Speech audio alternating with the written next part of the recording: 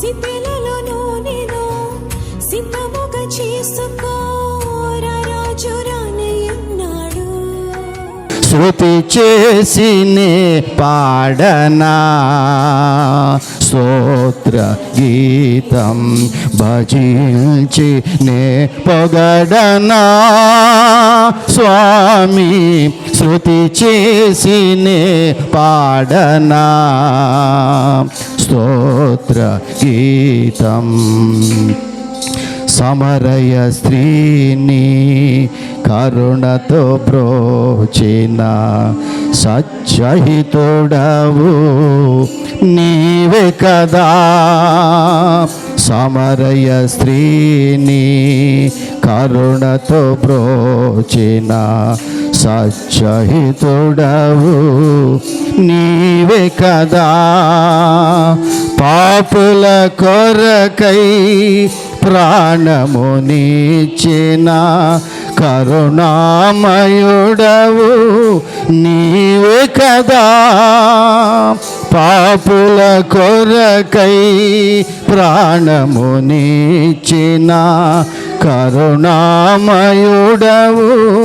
నీవే కదా. నీవే కదా, నీవే కదా, నీవే కదా. హల్లెలూయా హల్లెలూయా హల్లెలూయా హల్లెలూయా హల్లెలూయా. అందరూ హల్లెలూయా హల్లెలూయా హల్లెలూయా హల్లెలూయా హల్లెలూయా. శృతి చేసినే పాడనా స్తోత్ర గీతం భజించి నే పొగడనా స్వామి శృతి చేసినే పాడనా స్తోత్ర గీతం. దీనిని చేయటం వల్ల నన్ను మీరు జ్ఞాపకం చేసుకోగలుగుతారు. మర్చిపోవటం సహజం. అందులో మానవుడికి ఇచ్చిన పెద్ద వరం ఏంటంటే మర్చిపోవడం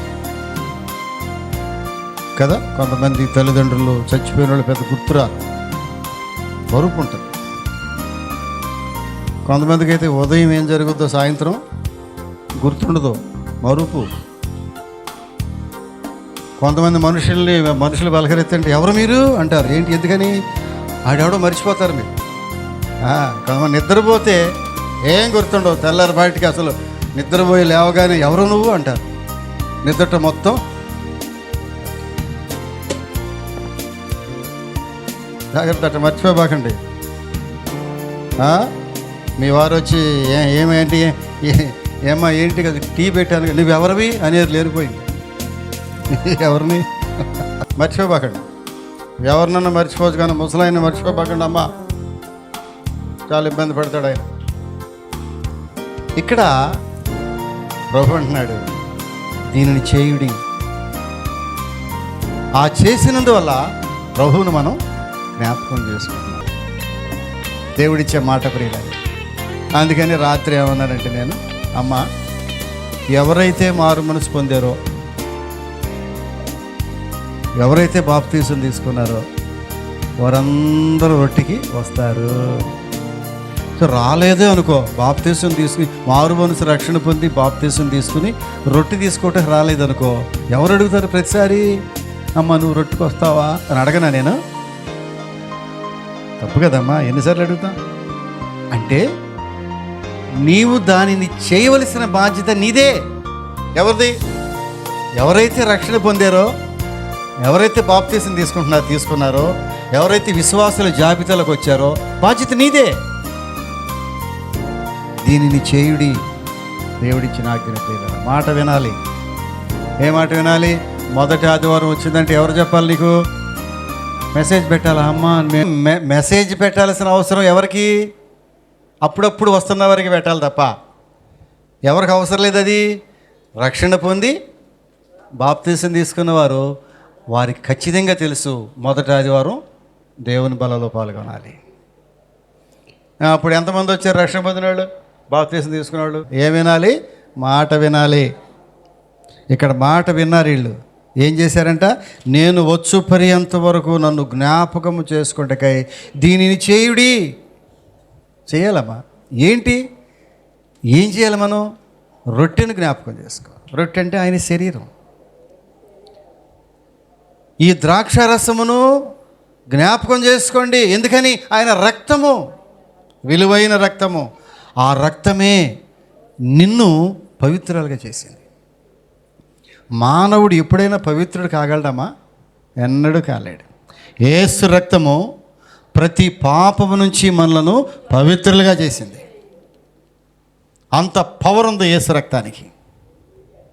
యేసు రక్తములో శక్తి ఉంది. యేసు రక్తములో చీకటి శక్తులను పారదోలేటటువంటి శక్తి యేసు రక్తంలో ఉంది. తెల్లవారుజామున లేచి ప్రార్థన చేస్తున్నాం మేము ప్రియులారా. ప్రభువా, నీ రక్తము ద్వారా చీకటి శక్తులను పారదోలండి. ప్రార్థన చేశాం మేము ప్రియులారా. చీకటి శక్తులను ఎదిరించే శక్తి యేసు రక్తం ద్వారా ప్రభు ఇచ్చాడు మనకి. ఆ రక్తముని ఈరోజు మనం జ్ఞాపకం చేసుకుంటున్నాం. ఎలా జ్ఞాపకం చేసుకుంటున్నాం? దాన్ని త్రాగి మరీ జ్ఞాపకం చేసుకుంటున్నాం. ద్రాక్ష రసం అనేటటువంటి ఆ రసాన్ని యేసు రక్తములకు ముంగుర్తుగా అనేకుల పాపములకు క్రయధనముగా అంటాడు. అనేకుల యొక్క పాపములకు క్రయధనముగా ఆయన శిలువ మీద బలి అర్పణ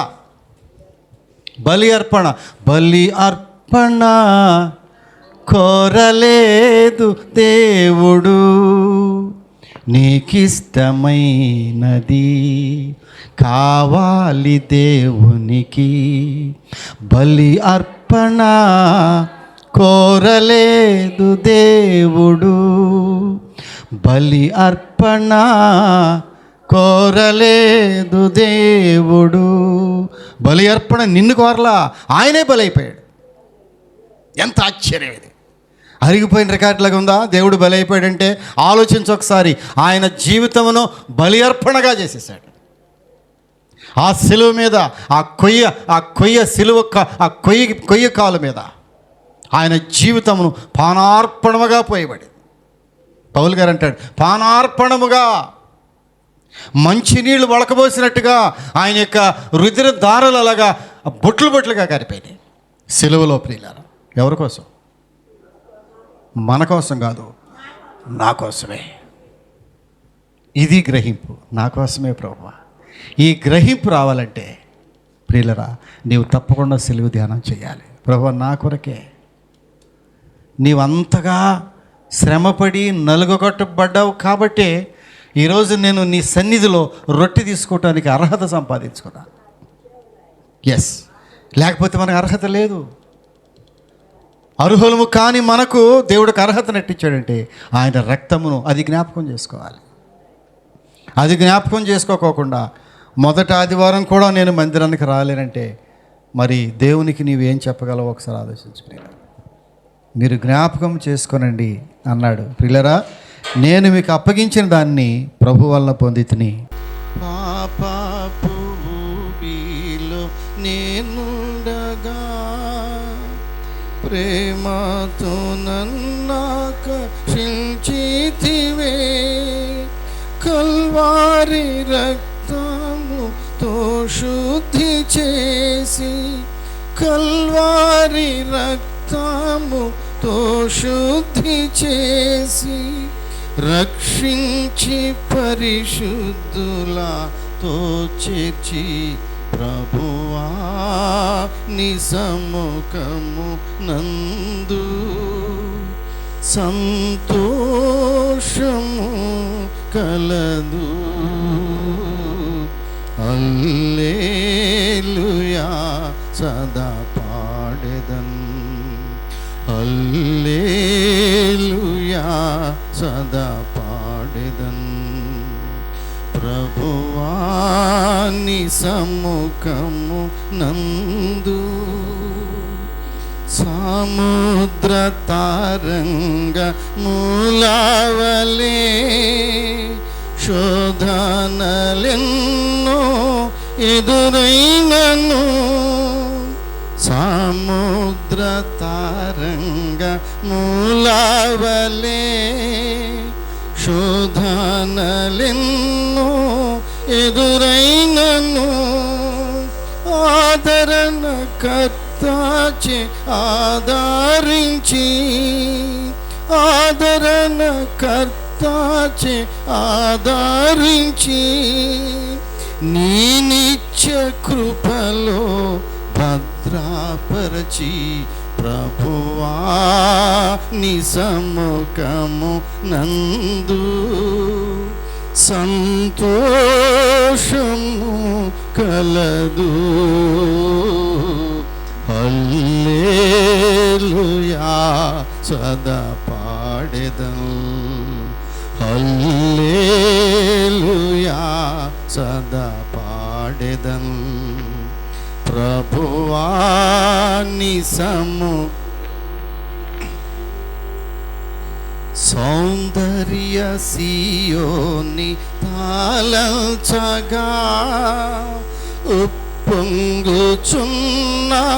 హృదయాముతో సముద్ర తారంగ మూలావలే ఉప్పొంగుచున్న హృదయాముతో ఆనందమానంద ఆనందమాని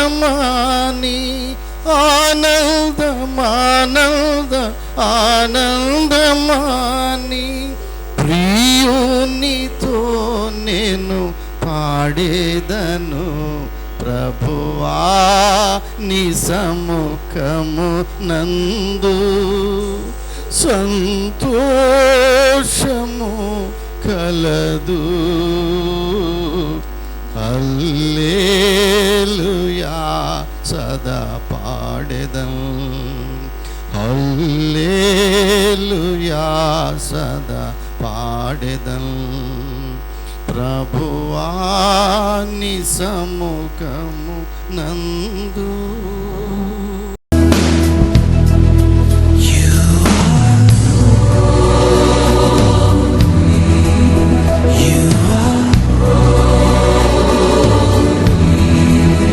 ఇది మీ కొరకైన శరీరము, నన్ను జ్ఞాపకం చేసుకుంటకై దీనిని చేయడని చెప్పాను. ఆ ప్రకారమే భోజనమైన పిమ్మట పాత్రను ఎత్తుకొని, ఈ పాత్ర నా రక్తము వలన క్రొత్త నిబంధన, మీరు దీనిలో త్రాగునప్పుడెల్లా నన్ను జ్ఞాపకం చేసుకుంటకై దీనిని చేయడని చెప్పాను. ప్రియులారా, ప్రభు ఈ లోకానికి వచ్చింది ఆయనే అన్నాడు ఒకసారి, ఇందు నిమిత్తమే కదా నేను భూమి మీదకి వచ్చింది. ప్రభువారి యొక్క ఆగమనము యొక్క వెనుక ఉద్దేశం ఏంటంటే మనలను నీతిమంతులుగా చేసి తను ఉండే స్థలములోనికి మనల్ని కూడా తీసుకువెళ్ళాలని ఆయన గొప్ప ఉద్దేశం అయింది. ఆయన ఆ ఉద్దేశంతోనే ఆ బ్రహ్మాండం వంటి ఆ ప్యాలెస్ని విడిచి భయంకరం భూమి మీదకి రావటానికి అదొక్కటే కారణం. ప్రియులారా, తన సొంత రాజ్యం నిర్మించుకోవటానికి ఆయన రాలేదు. తన వ్యక్తిగత పలుకుబడిని నిరూపించుకోవటానికి ఆయన రాలేదు. ఆయన అసలు ఎవరు గుర్తు కూడా పట్టలేదు. వడ్లవాని కుమారుడు కదా ఇతను అన్నాడు. ఎవరయ్యా ఇతను? వడ్లవాని కుమారు. ఏంటి అద్భుతాలు చేస్తున్నాడు ఏంటి? రోగుల్ని స్వస్థపరుస్తున్నాడు, మోగాళ్ళని నోరు వస్తుంది, గుడ్డోళ్ళు కళ్ళు వస్తున్నాయి. ఏంటి కథ కమిషన్ ఏంటి? ఎవరికి కుర్రాడు ఇతను? ఎవరితను? వడ్లవాని కుమారుడు కదా, యోసేపు కుమారుడు కదా, వడ్రంగి పని చేసేవాడు కదా, మరీకి పుట్టిన మరీ పిల్లాడే కదా ఇతను. ప్రియులరా, ఆయనను లోకము గుర్తుపట్టలేకపోయింది. వెలుగు లోకములోనికి వచ్చాను కానీ ఆ వెలుగుని లోకం గుర్తించలేకపోయింది. ఎందుకు వచ్చాడు ఆయన? ప్రియులారా, మనందరి కొరకు ఆయన రక్తమును అర్పించడానికి, స్వరక్తముని అంటాడు. ఎవరో రక్తం కాదు. కోడెల రక్తమందైనను మేకల రక్తమందైనను పాప క్షమాపణ లేదు, విమోచన లేదు. దేనిలో విమోచన ఉంది? తన స్వరక్తములో, యేసు రక్తములో తన సొంత రక్తము, తన సొంత ప్రాణము, తన సొంత శరీరము, తన సొంత ఊపిరి మన కొరకు ఆయన దారబోసాడు. అంతే, దారబోసేసాడు, అర్పించేశాడు. సజీవ యాగముగా ఆయన శరీరమును ఆత్మను, ఆయన యొక్క శరీర ఆత్మ జీవమును అర్పించేశాడు. అదే గొప్ప అర్పణ తండ్రి చూశాడు. ఓ ఎంత అర్పించేశాడు. నేను నేను నేను చెప్పిన దానికంటే ఎక్కువ, నేను ఏదైతే చెప్పి భూమి మీదకి పంపించానో నా కుమారుణ్ణి, నేను అడిగిన దానికంటే ఎక్కువ చేశాడు. తన ప్రాణమును యావత్తును అర్పించేశాడు. ఆఖరి రక్తబొట్టు డొక్కలో పొడిచాడు ఆయన వచ్చి. బళ్ళెముతో ఆ ప్రక్కలో బళ్ళెముతో పొడవగా అంతటా రక్తమును నీరును కారెను అని అందుకు. అంతటా రక్తమును నీరును కారెను అనగా ఏమైనా నీ కొరకు ఇంకా మిగిలినటువంటి ఆ రక్తపు ఆ బొట్లు కూడా, ఆఖరి బొట్టు కూడా కార్చేశాడు. ఏమని వర్ణించాలి యేసు ప్రభువును? వర్ణనకు అందుతాడు ఆయన, మనకి మన భాషకు అందుతాడు. ఆయన ప్రేమ మన భాషకు అందుద్దా? ఊహించలేని ప్రేమ, గ్రహింపలేని ప్రేమ, మనం వర్ణించలేని గొప్ప ప్రేమ. ఎంత ప్రేమించకపోతే నీవు నీ బిడ్డలు జీవిస్తున్నారు ఈనాడు ప్రపంచంలో, ప్రియులారా, సమాజంలో. ఇదిగో ఆయన అంటాడు, ఏమన్నాడు తెలిసిన? ఇదిగో ఇది దానిని విరిచి మీ కొరకై నా శరీరం. ఆయన శరీరము నీ కొరకు విరవబడింది, బ్రోకెన్, విరిచివేయబడింది, మొక్కలైపోయింది. మన శరీరం లేదు, వేసే శరీరం. మన శరీరం బ్రహ్మాండంగా ఉంటుంది. Personality number 1 personality. మన సూట్ వేస్తే బ్రహ్మాండంగా ఉంటుంది, చీర కడితే నంబర్ 1గా ఉంటావు. ఉండో ఓ 20 సార్లు చూసుకుంటాం. ఎక్కడ చెప్పు? అంత పెద్ద పెద్ద అద్దాలు ఎక్కడ ఉన్నాయా? మాకు లేవు. 20 సార్లు చూసుకుంటాం. భేష్, బ్రహ్మాండంగా ఉందండి, ఇక ఈ పాటిని వెళ్ళిపోతే చాలు చర్చుకుని అనుకుంటా. యేసు శరీరము విరవబడింది, ముక్కలైపోయింది. ఊహించు ఒకసారి, నీ శరీరం ఏమో ఇట్లా ఉంటావేంటి? నీ కొరకు సమర్పించిన యేసు శరీరం ముక్కలైపోవటం ఏంటి? ఎప్పుడు ఊహించావా? అందుకే నీవు ఆరోగ్యంగా ఉన్నావు. ఆయన పొందిన దెబ్బల చేత మనకు స్వస్థత కలిగింది. మందుల గురించి కాదు స్వస్థత. మందులు వేసుకున్న వాళ్ళందరూ బతుకుతున్నారా? మనలో మాట ఏమా? మందులు వేసుకుని అందరూ బతుకుతున్నారా? ఆ బతకటం కనుక మొదలెడితే మొత్తం షాప్ ఇంట్లో పెట్టను నేను. ఒక 2-3 లక్షలు పడితే షాప్ అంతా వచ్చేస్తాయి ఇంట్లో, రకరకాల మందులు. ఆరులో ఒక 4 బాక్సులు, తయ్యారులో ఒక 10 బాక్సులు.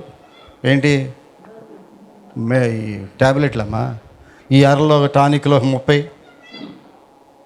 ఆరులో బీపీ ఏంటి మిషన్లు, ఈ ఆరులోనేమో పొడుస్తారేంటది ఇంజక్షన్లు కాదమ్మా, షుగర్ పద్దాకటి పొడుచుకోవటం చూసుకోవటం. 150, 200, అమ్మో 300 వెళ్ళిపోయిందండి. ఓయ్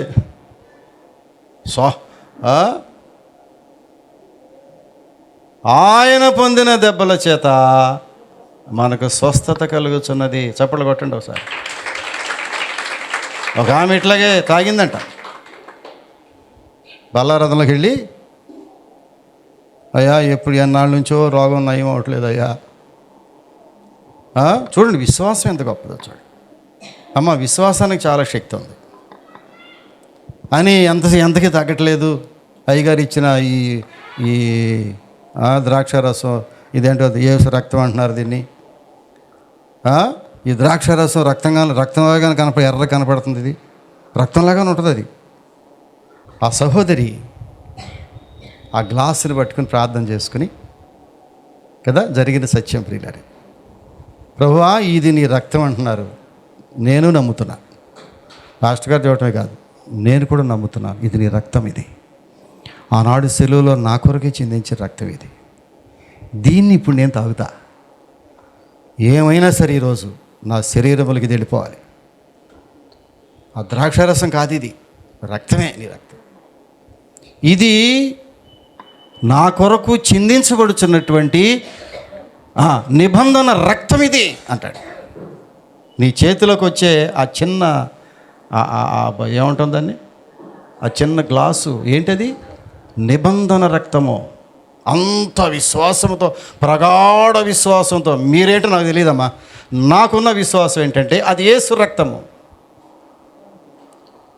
యేసు రక్తము ప్రతి పాపము నుంచి మన పవిత్రవచనే కాదు, కానీ ఆ రక్తము ద్వారా స్వస్థత ఆ తల్లి గ్రహించింది. ఏమైనా సరే ఇది తాగుతాను ప్రభువా, నేను నా కడుపులో ఉన్న పుండు తీసేయాలి ప్రభువా. తాగేసింది. ఆశ్చర్యం ఏంటి తెలిసిన, ఆ తరువాత డాక్టర్ దగ్గరికి వెళితే నీ కడుపులో పుండు లేదమ్మా. చప్పట్లు అందరూ ఒకసారి, నీ కడుపులో పుండు లేదమ్మా. అమ్మా నీ విశ్వాసమే నీ విశ్వాసమే. ఇక్కడ ఎవరికి విశ్వాసం ఈరోజు ఉందో నాకు తెలియదు. విశ్వాసముతో యేసు రక్తమునకు ముంగుర్తున్నటువంటి ద్రాక్ష రసమును నీ శరీరంలోకి ఎప్పుడైతే తాకిందో అద్భుత కార్యమును దేవుడు చేయగలడు. అద్భుతాలు చేసేవాడు మనుషుడు కాదు, పాస్టర్ గారు కాదు. అద్భుత కార్యములు చేసే దేవుడు మన దేవుడు. ఆశ్చర్యకార్యం. ఆయన ఆశ్చర్యకార్యములు చేసేవాడు. నీ జీవితంలో, నీ కుటుంబంలో ఇప్పటికే ఎన్నో చేశాడు. నువ్వు మైక్ ఇస్తే ఎరగొట్టేస్తారు మైక్ను ఒకళ్ళు కూడా. ఎందుకని? ఎన్నో కార్యాలు చేశాడు దేవుడి. చేయలేదమ్మా? ఎన్నో కార్యాలు చేశాడు. కానీ దేవుని మందిరంలో పరిచర్య చేసే కుటుంబం, ఏ కుటుంబానైనా దేవుడు విడిచిపెట్టాడా? వీళ్ళని విడిచిపెట్టాడు. చప్పట్లు కొట్టండి ఒకసారి అందరికీ. మరి నీ సంగతి ఏంటి? నీ సంగతి చెప్పాలి నాకు. నీ సంగతి ఏంటి? చేస్తావా పరిచర్య? చేస్తే ఉపయోగం.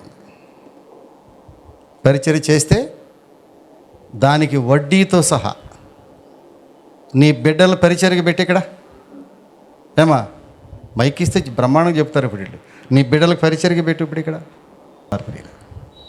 ఇప్పుడు చెప్పండి, ఏ ఒక్క కుటుంబాన్ని విడిచిపెట్టాడు దేవుడు? అది జరగని విషయం, బైబిల్లో లేదు అది ఎక్కడ కూడా. దేవుని మందిరములో పరిచర్య చేయవారులారా, దేవుడు ఎన్నడూ మిమ్మల్ని విడిచిపెట్టడు.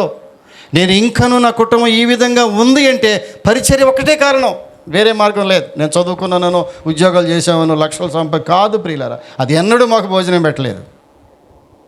దేవుని మందిరంలో పరిచర్య, దేవుని జ్ఞాపకం చేసుకోవటం, దేవుని సన్నిధిలో రొట్టె ద్రాక్షరసాన్ని విలువైందిగా ఎంచటము, దేవుని మందిరాన్ని వాల్యూ ఇవ్వటము, ఇది తప్ప వేరే మార్గం నాకు లేదు ప్రభువా. నీ మందిరమే నాకు శరణ్యము, నీ మందిరమును చూస్తూ బ్రతుకుతాను నేను. దావీదు భక్తుడు పిచ్చోడా, రాజు అయ్యుండి ఏమన్నాడు? నీ మందిరం చూస్తూ బతికేస్తాను ప్రభు అని. పిచ్చోడా దావీదు? చాలామంది అనుకున్నారు, ఎవరు నోనో నేను వేసే చిందులు కదమ్మా, నా ప్రభువుని స్తుతిస్తున్నాను. నా ప్రభువు నేను గనపరుస్తున్నాను. నన్ను గనపరచువారిని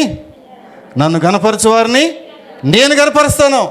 నువ్వు ఎప్పుడైతే ప్రభువుని గనపరచడం ప్రారంభిస్తావో నీ ఉన్నతమైన స్థితిలోకి వెళ్ళిపోతావు. గుర్తుపెట్టుకో, ఇది ఒక సూత్రం ప్రియులారా. అది నేను గమనించాను, నా బిడ్డలకు నేర్పుతున్నాను. నేను నా బిడ్డలు అమెరికా వెళ్ళక్కర్లేదు, స్విట్జర్లాండ్ వెళ్ళక్కర్లా, దేవుని నామములో గనపరచబడుతున్నారు వాళ్ళు. కారణం దేవుని సన్నిధిలో ప్రియులారా నన్ను జ్ఞాపకము చేసుకునండి. కాబట్టి ఇప్పుడు ఆ సహోదరి చిన్న యేసు రక్తం అనే ద్రాక్షారసాన్ని తాగినప్పుడు కడుపులో పుండు మాయమైపోయింది. ఇప్పుడు నువ్వు తీసుకునే ఆ ద్రాక్షారసం కూడా అంతే, అది ఔషధము. ద్రాక్షారసం నువ్వు తీసుకునేది అది ఔషధం, మెడిసిన్, పరమ ఔషధము. మామూలు మెడిసిన్ కాదు ఇది, అదేదో అపోలోలో దొరికే మెడిసిన్ కాదు ఇది. పరమ ఔషధము. నీవు తీసుకోబోతున్న ఔషధము పరమ ఔషధము. నీ ప్రాణాత్మలను, మూలుగులను, ప్రతి పార్ట్ను, ప్రతి అవయవాన్ని విభజించినంత మటుకు ఏదైతే విషమున్నదో, ఏదైతే జబ్బున్నదో దాన్ని కోసి పడేస్తుంది అంతే. తీసుకుంటావా? ఒకవేళ విశ్వాసంతో తీసుకో, దేవుడు నీకు స్వస్థతనిస్తాడు ప్రియులారా. నేను మీకు అప్పగించిన దానిని ప్రభు వల్ల పొందితిని. ప్రభువైన యేసుని అప్పగించబడిన రాత్రి ఒక రొట్టెని ఎత్తుకొని కృతజ్ఞతాస్తుతులు చెల్లించి దాన్ని విరిచి, ఇది మీ కొరకైన నా శరీరము, నన్ను జ్ఞాపకం చేసుకుంటకు దీన్ని చేయుడి. ప్రియులారా, చిన్న ప్రార్థన చేసుకుందాం. ప్రియులారా, మంచి వర్తమానాలు మీరు వింటున్నారు.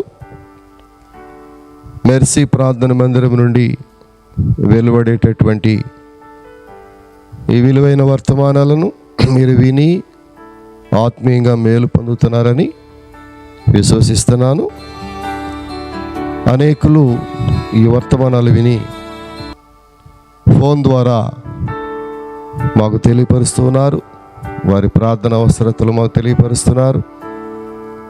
వారు ఆత్మీయముగా మేలు పొందుతున్న విధానాన్ని కూడా వారు ఫోన్ కాల్స్ ద్వారా నాతో నేరుగా మాట్లాడుతున్నారు. ప్రియులారా, మీలో ఎవరైనా మమ్మలను సంప్రదించాలని ఆశపడినట్లయితే మా అడ్రస్ ఒకసారి చెప్పడానికి ప్రయత్నం చేస్తున్నాను. మెర్సీ ప్రార్థన మందిరము, డోర్ నంబర్ 3-62/2, డ్రైవర్స్ నగర్, కొత్త బైపాస్ రోడ్, గుడివాడ. మా అడ్రస్ మరొకసారి, pastor reverend doctor KJ Victor Paul, Mercy ప్రార్థన మందిరము, డోర్ నంబర్ 3-62/2, డ్రైవర్స్ నగర్, కొత్త బైపాస్ రోడ్, గుడివాడ. మమ్మలను సంప్రదించవలసిన ఫోన్ నంబర్లు 9398632944, 9398632944 మరియు 9398929262. దయచేసి మీ ప్రార్థన అవసరతలు మాకు తెలియచేయండి. మేము మీ కొరకు ప్రార్థన చేస్తాం.